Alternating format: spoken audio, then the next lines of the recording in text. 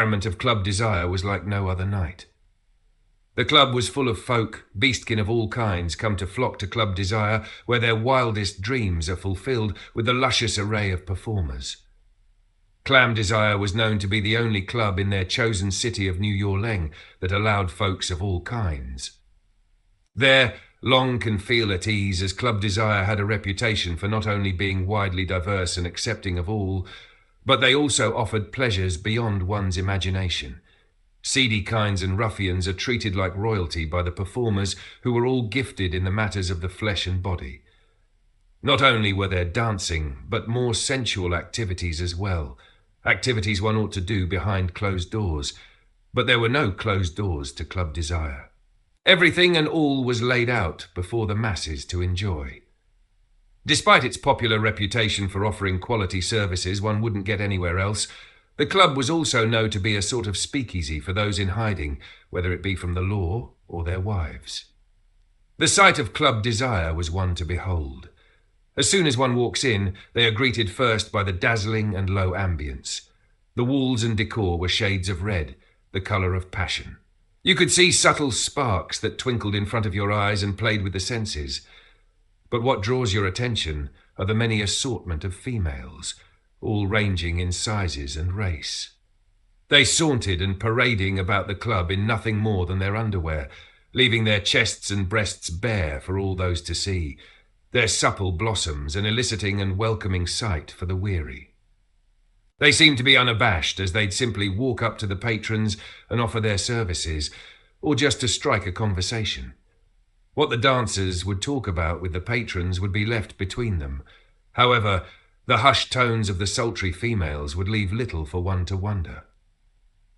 The swinging hips and sultry words whispered into the ears of the other would bring any min to their knees, all seeking to indulge themselves in the beauty. The females of the club would effortlessly coerce the min out of their suit with just a look. A simple gesture of the face, such as a smile or a tempting wink, would weaken even the strongest of Toro out there, who would all come just so that they can shed their putter shell and reveal the soft, palpable boy they really were, slaves to the flesh.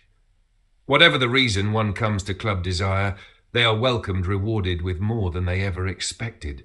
Some come to simply enjoy the view, others come to be prey. Whatever the reason, their wants and needs are met and opened up to new experiences they have otherwise never thought of engaging before. It was a big night for the club. The best-known dancers were displayed on the sizable stage, all performing their own dancing. Some had feathered fans that flirted with the eyes, and some with nothing more than their panties, showcasing their bodies which glimmered in the light given off by their body glitter. It was quite a special, but the real show was about to begin. The red wide curtains would slowly open up behind the tantalizing performers to reveal another. This one was different from the others. She wore sparkling dark ruby lingerie that sparkled in the light. Her hair was also a dark rosy colour and styled in locks. She was small, but she walked with confidence, her head held high as she made her way towards the end of the stage.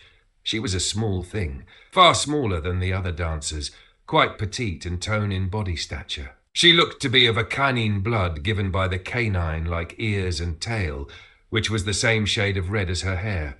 She wore heels that accentuated her height and complemented her short but toned legs, which carried her down the strip of the platform and to the centre of the circle there. The small fit legs wearing heels that clicked against the floor would further draw the attention of the rest of the club. All eyes were on the petite dancer as she made her way to the chair settled in the middle of the centre stage circle. This unoccupied chair would meet with the petite dancer as she rounded it and began to dance with it. Though no one was seated in the chair, the performer performed as if someone were. She was set one foot on the chair and smoothed her small hands down her leg to her calf and back up to her thigh before she would wait. He would lean forward and blew a kiss to the invisible male seated there. An uproar of cheers suddenly broke out from the crowd as they were just given a good view of the small performers around the rear as she purposefully bent over to tease the crowd while keeping focus on the invisible partner in the chair. It was a great stunt to her show and roused the club into cheers and woos. The nails of the entrapped crowd bayed and howled at the small dancer as she dipped her head and hair back to cast a teething look to her captive audience before she would resume her dance like nothing happened. Yes, the club was turned up by this little performer, whom danced through the outburst of calls and whistles. She seemed to pay no mind as she diligently danced with the no one in the chair, but she would show her appreciation for the attention by giving her male audience a good view of her assets that she seemed to have difficulties at not touching. She moved her hand along her body as if she were handling something small and delicate with care and sensual groping of her small ample breast that bounced and swayed along with her taut body. The hills did wonders to accentuate her best asset was like to be her little round rear that she so probably showed off to her viewers, and they ate it all up with more walls of applause and cat calls. There were, of course, some security standing by. Buff Toro stood by the stage, most likely there to keep the dancers safe from the otherwise predatory males that sought to get their paws on the delicious dancers. This night was no different, as one big alichat can be seen trying to get to the small performer on this stage before he is quickly grabbed and shown the door, leaving the performers to look on and giggle before they would resume their dancing. All of the attention of the club was all drawn by the red petite, including the eyes that sat in the shadows. Blue stark eyes watched the dancer same as everyone else. They seemed to be rapt on her every move, and smeared by the unique beauty from the balcony of which the blue eyes of the owner stood from. They regarded the solo performer with the same mind of the ruin and Holland Mills below. He seemed to revel in the sight, unimmune to the taunton dance of the petite and red. He felt something royal in him that he never felt before, and didn't know what to make of it, but it was there. He felt it even more so when the dancers had finished the show, and the star had been approached and presented a rose by a male suitor who was allowed to be so close to the petite that perhaps she knew him somehow. That's when the stock blue eyes retracted from the darkness and into the void. They were never to be seen again until the petite dancer was on her way walking back home. Kaneda Canada had been walking home alone at night after her show. She had been asked to be escorted to her apartment by her dear friend who always wanted to come and see her shows. Never missed a show. Nor did he ever fail to bring her gifts whenever he came to see her dance, and it was always a pleasant surprise to be gifted so much. Kaneda had never received so many gifts before. She didn't think that she had ever been gifted anything before either. She was shout and adoration by her suitor, who was also around her age of 19. Kaneda was admiring the bouquet of flowers when she suddenly felt the sensation that she was being not only watched but followed. She would take a few more steps, making sure that she was indeed being followed. She could feel the presence. It, and was close enough that at the beginning to alarm her. Was she in danger? Was this person trying to do her harm? Why were they following her in the first place? A few more steps and Kaneda was fed up with the stalker. Preparing for a fight, Kaneda turned to face whomever it was stalking her. "What's your problem?" deed as the stranger only to be taken aback at what or whom she saw. There standing before her eyes was her mentor, or rather former mentor, Arcus. He regarded the question with one of his own. "Now that is no way to greet your mentor. Aren't you happy to see me?" Kaneda gasped at seeing Arcus and went in to hug the tall Min, but weakly remembered why he became her former mentor in the first place. "What are you doing here? Did you come here just to take me back with you?" Kaneda crossed her arms and turned to walk away. "You can forget it. I'm not going anywhere with you anymore. You are not my mentor anymore, so you have no business being here. I do not know why you would waste your time coming here when I told you." Her words were stopped by Arcus, who gently grabbed Kaneda by the arm. "I'm not here to take you back with me, Kaneda." Kaneda ailed in her words and went to turn around to face him. Her eyes held confusion and something else. "You didn't? Then why are you here?" Arcus looked sheepish in the face and cleared his throat. "I came to see you." Now it was Kaneda's turn to look flushed in the face. She had never seen Arcus that way before, and she couldn't help but find it kind of cute of him. It was almost enough to make up for what he did. However, Kaneda was known to be stubborn and would not quite forgive him just yet. She still wanted to be angry with him. Some time ago, before Kaneda would leave the side of Arcus's tutelage to branch out on her own, her and Arcus got into a big argument. It was over whether or not she was allowed to go back to New Yorleng. She once saw a poster along their travels. It was a flyer displaying dancing performers. It was for a club called Club Desire, and by the look of the poster, it was heavily insinuated that it was for adults only. What she thought happened at the club and intrigued Kaneda. She would confide in our case her interest and going back to the large city. The first visit was years ago, when she was only 13 years old. She wasn't so fascinated by the large city then, but as she grew older and heard word of the mouth about the many sights and wonders New Yorleng had to offer, she slowly opened up to the idea of visiting there again. But when she brought it up with Arcus, he outright refused, saying that she wasn't allowed to go back. The city known as New Yorleng was a diverse city, welcoming of all races, all those except for the Vulcan, which were considered dangerous and not wanted. They weren't disallowed within the city, just that day were mistrusted by the majority of the beastkin there. Despite this, Kaneda wanted to go anyhow. She told our kids that she would go whether he wanted her to or not. This outright refusal to let her do as she pleased angered Kaneda, who then proceeded to disobey Arcus's wishes, and even refused to be his student any longer. That she would leave the Volcari to start her own life, a life where he wouldn't have a say in what she did and where she'd go. She would be in control of her own life. A new life with new possibilities. She had been living in New Yorleng for a month now. She managed to land a job as a dancer at the club called Club Desire. It was no trouble getting hired at all. The managers never were able to identify her as a Vulcan. She had learned the magical ability to hide certain parts of herself in order to blend in with the rest of society. Something she learned from Arcus, as he was known for hiding his horns and wings. So too did Kaneda learn to hide her horns, depicting herself as an Akinine. Getting the job was easy enough. Performing in front of a crowd was something different.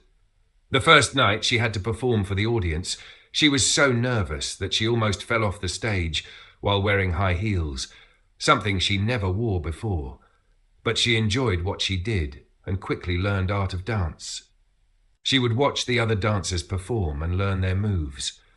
Soon as she was making dance moves of her own, she quickly became the club's favourite, as she had a knack for drawing others in, whether it was due to her dancing or cute flirting. Never considered herself to be a conversationalist, but she realised that she had the gift of the tongue for it. First, it was simple flirting, before it would graduate to tree talks of naughty things. He said things that she never thought she would utter. She had learned that telling the clients exactly what they wanted got her good tips and even a following. Once she was asked to have a solo dance, she has intently said yes. She was terrified to perform on her own when she usually danced on stage with the other dancers, but this meant that she would be up there on her own with all the attention on her. The pressure was real. With time, she learned to be more confident in her movements and overall performance. No more did she shake and jitter as she danced, but she moved more fluently and smoothly. Her cars and the shape of her body is what usually draws the eyes. She was small, far smaller than the other female, whom were all Amazons compared to her height. She was also very petite, which worried her a bit, seeing as the other females all had bosom large breasts, where hers were small and nowhere near the size of her colleagues. To her, they looked marvellous over her tiny tits, yet she somehow was able to gain a following and cheering audience that wanted to be there for her. Unlike a mentor, ex-mentor who never bothered to show up after all that time. Even if she never wanted to see him again, Kaneda still wished that whenever she would look into the crowd, she would see him standing there with that same cocky grin he usually wore around her. Looking on proudly and knowing that she made it. She was living her dream, but he was never there for her. A whole month with not even a raven message, and now here he was standing before her grinning. And he was telling her that he wasn't there to take her back with him. For him to leave her alone was what she wanted, so why did she feel slightly upset when he told her that? Perhaps, just a little, she missed him. Miss me? The question came suddenly, and it caused Kaneda to snap out of her thoughts to look at Arcus, whose smile could be seen through the darkness of the night. Though the night had not been too dark out, the lack of light was what made it so that the eyes of the tall Volcari seemed to be glowing. It was a startling look, and it made Kaneda gasp. She'd never seen his eyes do that before. She didn't even know that they could glow that way. Something about his eyes made the insides of Kaneda drop. He squinted at her, but there was something else there, and it seemed to have her trapped in his gaze. She could feel her heart begin to race, and her instincts kicked in. Suddenly her senses to run crossed her mind. She wasn't sure why, but the way Arcus looked at her in that moment made her feel scared. It were as if he were looking at prey. How she knew this, Kaneda had no idea, but she could feel the sensation of his intentions, and it scared her. So much so that she visibly stepped away from the Volcari a moment, a look of shock on her face. The moment Arcus saw this, his face immediately changed to a look of concern. "Kaneda, are you all right?" Kaneda stared at Arcus for a moment, not hearing his words, but locked on his blue hues. "I'm so eager," which now took on the look of worry. She finally snapped out of her stare to quietly say, "Your eyes." Arcus blinked, then laughed a little, seemingly relieved. "What about them?" "They're glowing," Kaneda said in a small voice. Arcus blinked again, then seemed to look sheepish once more as he scratched his left cheek, the illuminated eyes casted to the side. It was at this moment that the two realized that Arcus still had a hold of Kaneda's arm. Once he realized, he quickly released her with a chuckle. "Sorry about that." "It's okay," Kaneda said rather meekly, rubbing her arm where she was held. She may not have noticed, but she felt a slight pain there. The two looked at each other for a moment before Kaneda would speak up. "I'd better get going back home. It's late." Arcus looked back at her, those eyes still glowing. "May I accompany you? You know it's dangerous for a dame like you to be out and about." "I can take care of myself." There was a hard tone to Kaneda's voice, which prompted Arcus to raise his hands up in defense. No, I know. I won't push the matter further." "Good." Kaneda nodded, then paused as she looked into Arcus a moment before she smiled. "Would you like to join me?" August dropped his hands and seemed to smile inside. "I would love that." The two make it back to Canada's home apartment. It was a tiny, cozy thing, at least for August. When moving through the doorway, he had to duck in order not to bang his head against the doorframe. Inside, it was quite small as well. There was a small kitchen right as one enters the apartment, which was similar to a large single room. There was everything in one sitting. The kitchen, living room and dining room was all together in one sitting. There was a door to Ockers' right. He gandered at the closed door and surmised it to be her bedroom, as he couldn't see one in the tiny space. Regardless of the size, it was very lovely looking inside. There was furniture and pictures on the walls. The place also looked quite clean. The only problem he had with it was that it was too small. "No, you're too big. There aren't many of your kind, so things aren't built for your kind, you know?" Kaneda would say as she went over to the living room table and set the bouquet of flowers down. She would admire them one last time before setting them down. "Those from your boyfriend?" the baritone of Arcus would ask, and for some odd reason to make Kaneda jump. She looked to Arcus, then back to the bundle of flowers. Her smile held some sense of embarrassment. "Ah, no, just someone that likes to come see my show is all." "So is that a yes?" "No, that's not a yes. He's not any interest of mine. It isn't like that." Kaneda looked to the flowers fondly, her smile warm. "He gives me a lot of gifts. I've never had someone do that for me." "Really?" The voice of Arcus was nearer now, almost directly behind Kaneda. She raised her head and then turned to the tall Min again. And just that image alone made Kaneda feel something that she couldn't explain, but it made her insides hot and her face flush. Arcus then leaned forward so that his tall body was nearly eye level with hers, but he still towered over her small 5'0" height.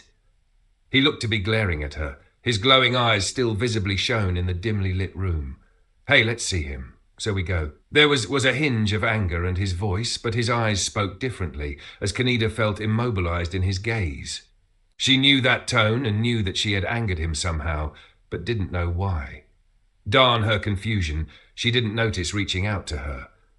His large hand would slowly make its way to the girl's slender neck and paused. Kaneda would then feel the warm touch of Arcus's hand gently but firmly grab her throat. This gesture towards her neck caused Kaneda to become unmoving, mouth agape. She was used to our kiss touching at her neck. He had often groomed her while she was in her feral form. The grooming would help soothe her whenever she was upset. However, this case was different, as he never touched her while in her normal state, and this hold of her neck was most certainly not grooming, but something else. It felt intentional. Rather pull away, Kaneda was fixated on the glowing blues, her mouth slightly gapped. She looked as if she were in a trance, stilled by his very eyes alone. The hold of her neck is what secured her there. Before she would break out of her staring, Arcus spoke again, his deep tone the same. "I've given you a gift, don't forget." Kaneda slowly was pulled out of her daze long enough to question the statement with a blank. She had no idea what he was talking about, but when she felt the lodge hand around her neck move to carefully smooth along something around her neck, she was instantly reminded of the very special gift he had given to her when she turned 17. It was a choker. A simple black lacy choker. A simple black lacy choker. On the wrap of the choker up was a gold heart. Like a bell, it too would give a little tingo whenever she would move.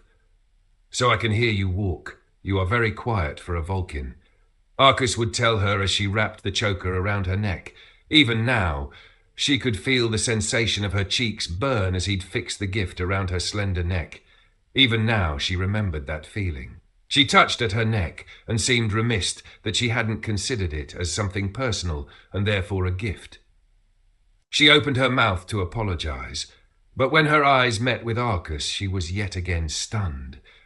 He had once again changed the look of his eyes without ever really doing anything. It were as if he had the ability to change his eyes with intention alone.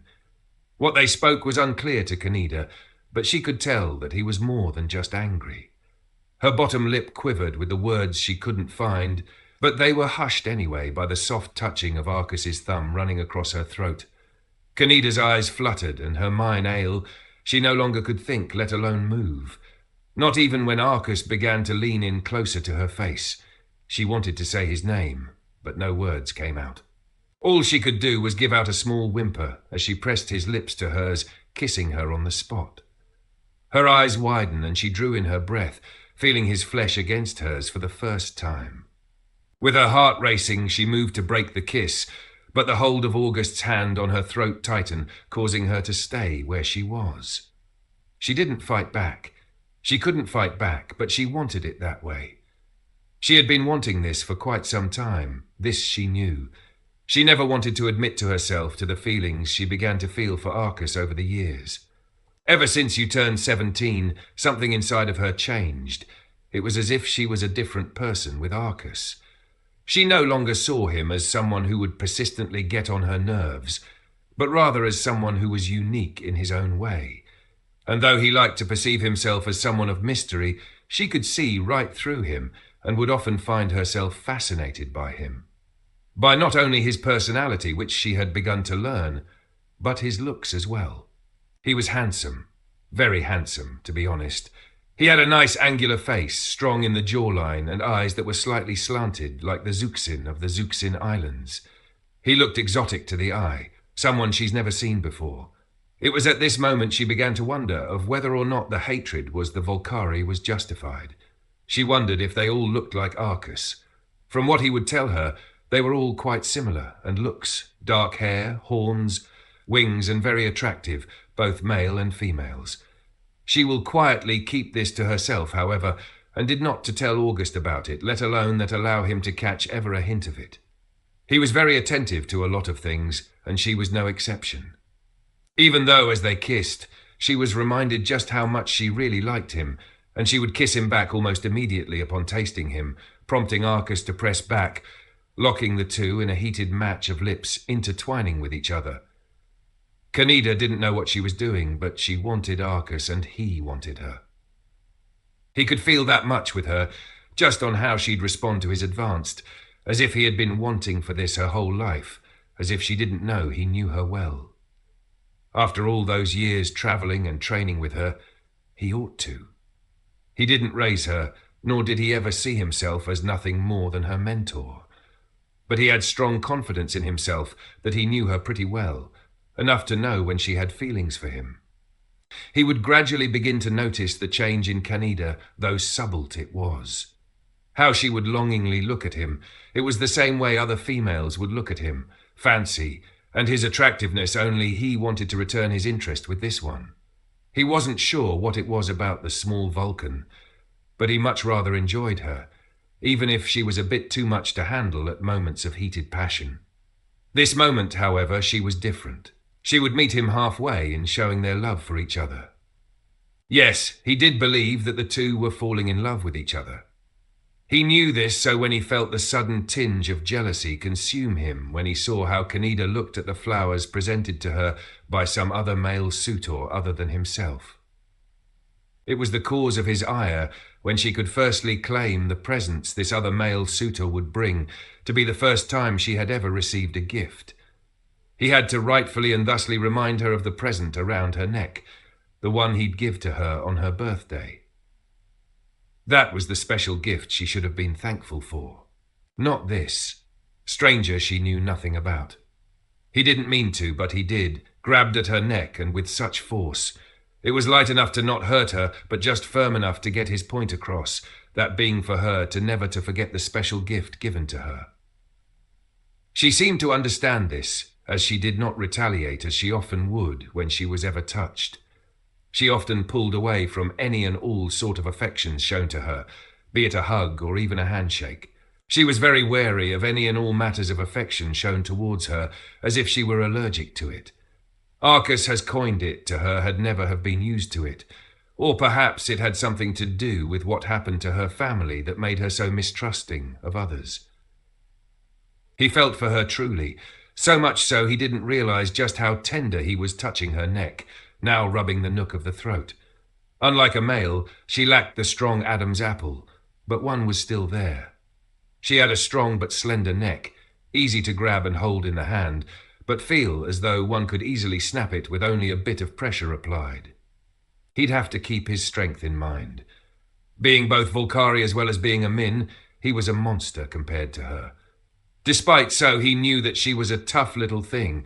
She was always that way, even with him, and she would remind him so when she would suddenly jump on Arcus through the kissing to have her legs wrap around his back. That was all he needed to know before he would quickly and without pause push the diminutive girl up against the wall, pinning her there. He'd take both her arms and held them over her head, ravaging her with kisses to her lips, then move down to her neck. This was an obvious sweet spot for the small Vulcan as she released a gasping moan and turned her head up to further expose her neck to him. The display was mind-maddening, and Arcus seemed to snap, or rather release himself. He revealed a growling so deep that it rumbled his chest and vibrated the insides of Kaneda's. He didn't mean for it to come out so feral, and he found himself unable to stop himself or control the underlying urges he kept dormant for so long. All those years of hiding himself and restraining himself with let out on the small female, and she was there for it. Arcus lost himself in the moment, biting and licking at the succulent bless of the female, tasting her and indulging himself on her scent that radiated around her and engulfed himself in her need for him. Arcus growled a groan once more and sunk his teeth and fangs into the neck of the female, causing her to bark out and whine. She strained and struggled to free herself of his bite on her neck. It hurt her greatly enough that she fought against him, writhing and whimpering in pain. She tried to stop him by saying his name. However, this only prompted Arcus to continue his assault on her person. With a grin, he bit down on her neck harder, won blood, and immobilizing the thrashing hound. She could no longer fight against him, stricken with fear that he might do worse to her, but Arcus wasn't letting up. With her held still, he'd quickly removed them both from the wall, carrying Kaneda with him. She had no idea what he was thinking, but Kaneda had no choice but to go with the large predator, for she was forced to be pressed against him in the moment as he held her. Even with all her strength, she could not free herself of his bite. She was in pain, but above all, she was in shock. She had never seen Arcus this way before. He was being aggressive with her, and a manner that she was very familiar with, for that was how Vulcan behaved with their females when mating and in heat. And seeing as a Volcari and Vulcan were the same, perhaps their courting was the same as well. Was he attempting to mate with her? So soon? No, Arcus, not like this! She was finally able to plead as Arcus unceremoniously slammed her onto her bed with him, family on top of her, now Sarah Robinson, her neck. She could do nothing more but plea with him as her mind, not to the sensual sensation of her own Vulcan instincts. No, this form of mating, why, was common for her kind, and she was not immune to her own wild desires. She no longer fought against the larger Min and sunk into her bed, victim to his intentions. Arcus could be heard given a deep, dark chaco muffled by the crook of her neck, which he busily sucked on. He had never tasted blood that wasn't his own before, and he was happy that it would be Kaneda to give him his first taste of the heavens' forbidden drink. The blood of another was known to be sacred, much like the soul, and thus treated as such. To consume, let alone drink, the blood of another would deem one as either evil or cursed, having been corrupted and tainted by the fallen one who could manipulate one to do such a thing. The first place. Arcus believed that what he was doing to Kaneda was an act of his own free will and love for her that would ever compel him to do a heinous act in the first place. He couldn't pull away from her, however. Her scent and taste inside his mouth urged him to keep going, to consume her every essence, all for himself, until there was nothing left.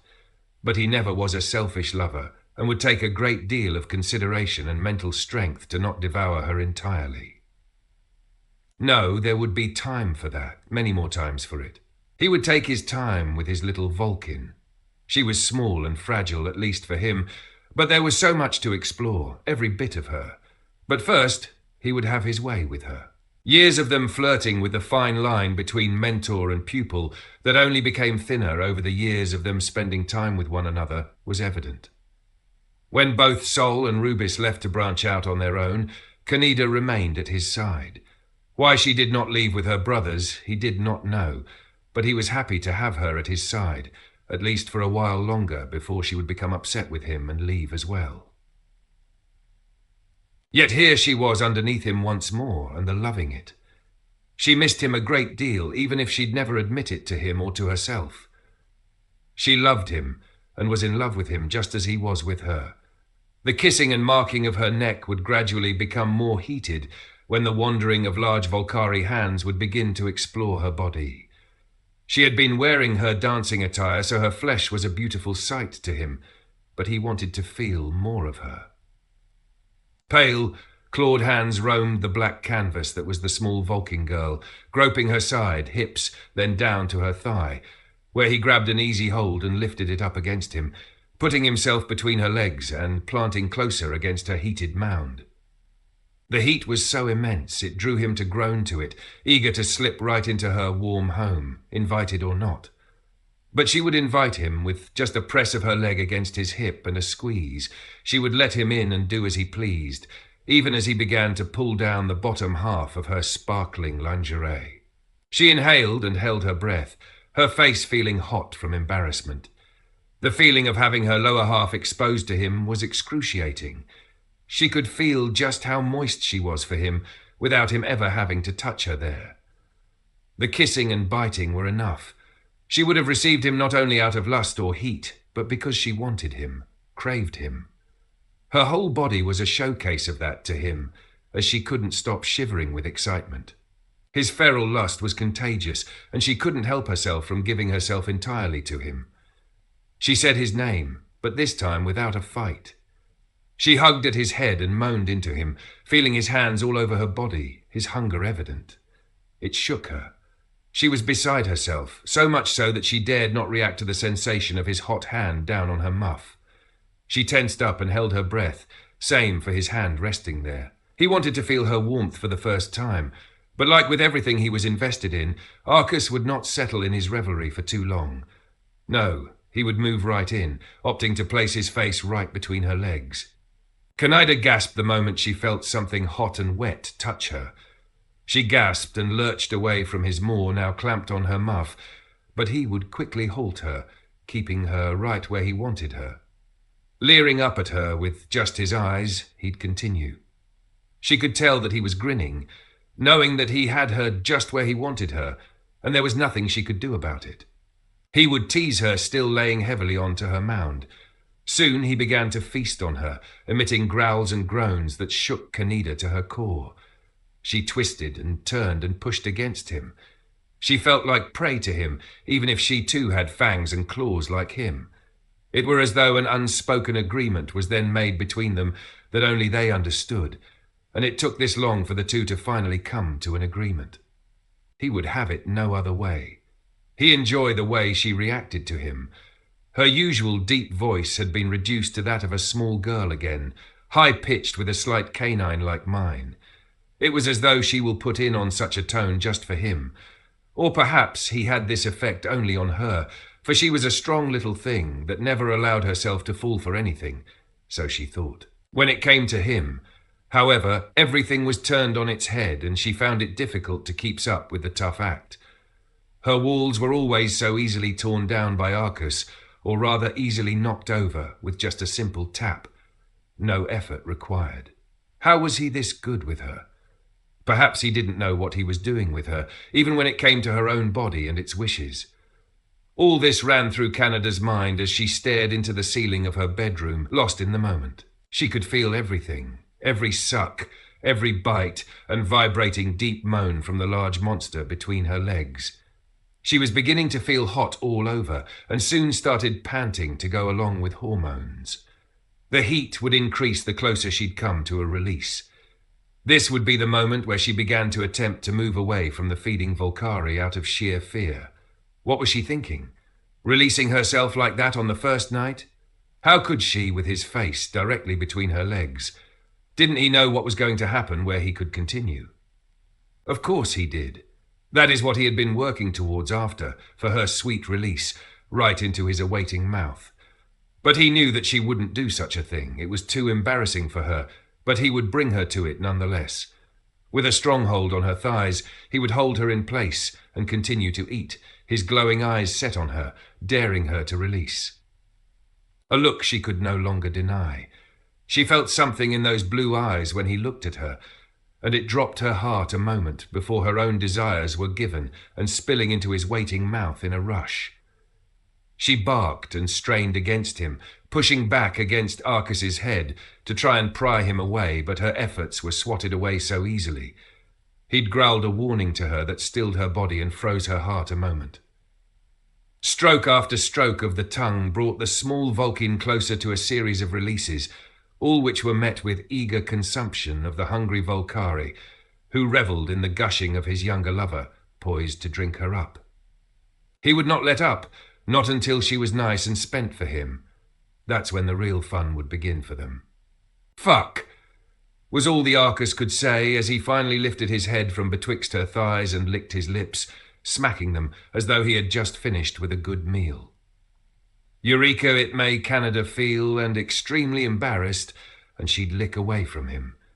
This only beckoned our kids to kiss at her neck once more, having it shown to him. He hummed in amusement as he placed his hard face against her neck and crooned. "Don't worry, we're just getting started." Arcus called the retreating Vulcan mirror to him by her thighs and positioned himself between her legs once more. He was still fully dressed, pants and all, but Kaneda could see and tell that he was in no mood for getting undressed, and it needed, and now. But it wasn't supposed to be like this. It was supposed to be special, not that it wasn't. She truly enjoyed this, but this wasn't how she had imagined it would go. She wasn't sure how it was supposed to be, perhaps a bit more romantic.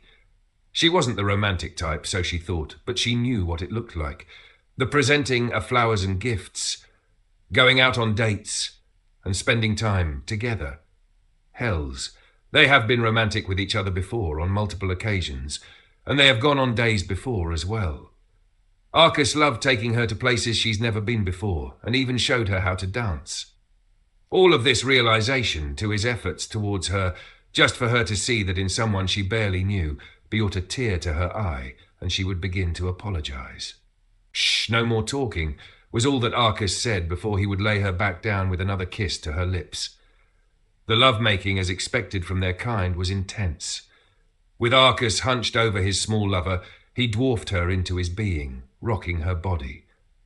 With even tempo strokes of her inside, each stroke bringing forth more moans and sounds from the young Vulcan, falling her into the deep depths of pleasure and pain as teeth meet flesh in all areas. The longer the live-making went on, the more intense it would be on one, until the entire small apartment has been filled with the sounds of feral mating. If a stranger were to listen, then, they would swear that a fight had broken up inside the tiny home, with the plaintive cries of someone being hurt in all the right ways, however. When the Sunar rose and it was time to get up and start her day, Kaneda would not meet the sun the next day. Dazed and confused, she woke up feeling weak. At first, she could barely open her eyes. Her head felt like lifting a bag of rocks. It was so heavy and it hurt her to move. She hurt all over, and she wasn't sure why or how. Confused, she looked about her room, but found no one or thing there. She was alone, as usual. But as she moved to toss her legs on the side of the bed to plant her feet on the floor, she felt a tinge of pain suddenly shoot through her, and it stemmed from between her legs. Alarmed, Kaneda threw off the blankets and peered carefully at herself. She then felt wetness there, too much to ignore. She opened her legs to find that there had been blood. Not only coming from her sore mound, but it was on the bed as well. It wasn't a large spot of blood, nor was she bleeding heavily. Was it her moon cycle already? No, that wasn't the case. Kaneda went to stand and rushed to the bathroom. However, her legs gave way the moment she stood up, forcing her to sit back down. Fearing that something terrible happened to her, Kaneda began to panic. Was she sick? Dying? Was this some kind of curse or hex placed on her? She had no idea, but she was in pain. With all the strength she could muster, she made her way to the door and stepped out. Watar, who was waiting for her, happened to smile at her from the kitchens. Arcus? Kaneda questioned through blurry eyes. She could barely make out the tallest silhouette of someone standing in her kitchen. They had their back turned to her, so she couldn't make out their face, but she knew who they were just by the height alone. Arcus turned his head from what he was doing to smile at Kaneda. He then turned to reveal a pan of frying eggs cooking. Ah, good morning, Kaneda. Did you sleep well? Arcus, Kaneda weakly said, having to lean herself against the frame of her bedroom door. She was so exhausted. Arcus, help. I think I'm dying. What are you doing here? What happened to me? Arcus looked sheepish in the face before he would place the frying pan down to fully face Kaneda. Ah, that would my doing. Kaneda squinted her eyes and tried to blink through the he-haze of her confusion. She shook her head and looked down at herself. She was no longer bleeding, but she could still feel the aftermath of whatever happened to her. She looked to Arcus again, now suspicious, as she backed into her room. What did you do to me, and what are you doing here? Arcus raised his hands and shared a look of concern. Now take it easy, Kaneda. What we did last night needs some time to recover and process. You need to rest your body and mind before you. Kaneda would cut Arcus short, asking sternly what happened to her. Sensing her rightfully placed anger and suspicion, Arcus would cautiously walk over to Kaneda, who backed away from him. He would reluctantly go on to explain why he was there before he would get to the dreadful part as to why she was so sore. What? I didn't mean to make you bleed, Kaneda.